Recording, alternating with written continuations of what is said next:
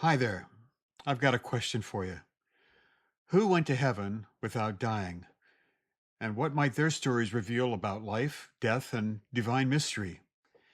Welcome to Between the Lines of Scripture, where we journey through the text and spaces between to uncover the mysteries hidden just beyond the page. I'm Dennis Cole, and today we explore a question that has fascinated believers and thinkers for generations. Who went to heaven without dying? Our journey begins near the dawn of humanity with Enoch. Genesis 5:24 records something short but astonishing. Enoch walked faithfully with God. Then he was no more, because God took him away. No lightning, no whirlwind, no warning, just gone. The Hebrew phrase Ruach Elohim means taken or carried away by God.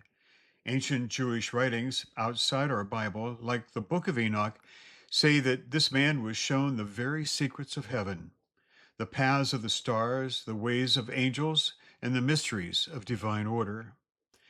Later traditions even suggest that Enoch was transformed, becoming Metatron, the heavenly scribe who stands before God's throne. So Enoch's story isn't just one of escape, it's one of invitation. A man who walked with God so faithfully that one day they simply kept walking and never turned back. Perhaps we could apply the term raptured to Enoch. Now, centuries pass, and another moment just like it erupts into history, only this one is a little bit different. Elijah, the fiery prophet. 2 Kings chapter 2 gives us the scene: a fiery chariot, horses of flame, a whirlwind that lifts Elijah up alive while his student Elisha stands watching. Elisha cries out, my father, the chariots of Israel and its horsemen." Elijah vanishes, not quietly this time, but in divine fire and motion.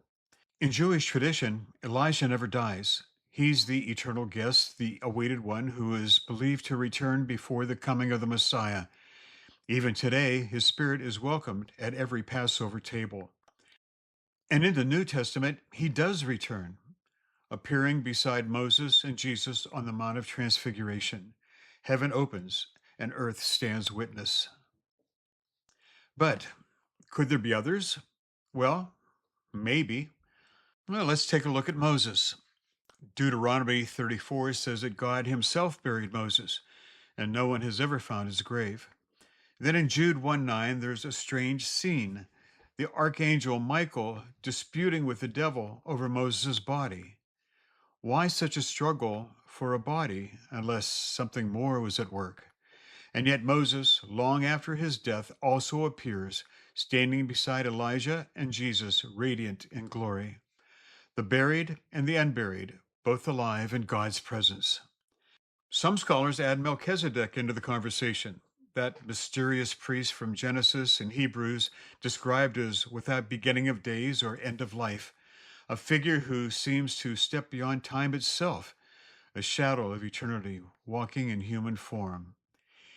Each of these stories points beyond the grave. Each one whispers that divine life cannot be contained by death. So, what do they all have in common? Enoch, Elijah, Moses, Melchizedek, each represents a human life that met God so completely that death lost its hold. They simply didn't avoid dying, they were absorbed by life itself. Paul would later write in 1 Corinthians 15, "We shall not all fall asleep, but we shall all be changed." Perhaps Enoch and Elijah were not exceptions, but examples of the transformation, early glimpses of what the resurrection truly means. To walk with God so closely that heaven no longer feels far away, that's the wonder these stories invite us into.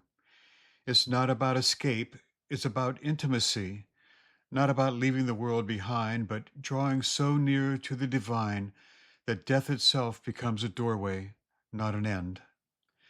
So maybe these stories remind us faith isn't only about where we go when we die, but how close we walk with heaven right now. Thank you for joining me today on Between the Lines of Scripture. I'm Dennis Cole, and as always, I invite you to look deeper, listen harder, and walk faithfully. Be blessed.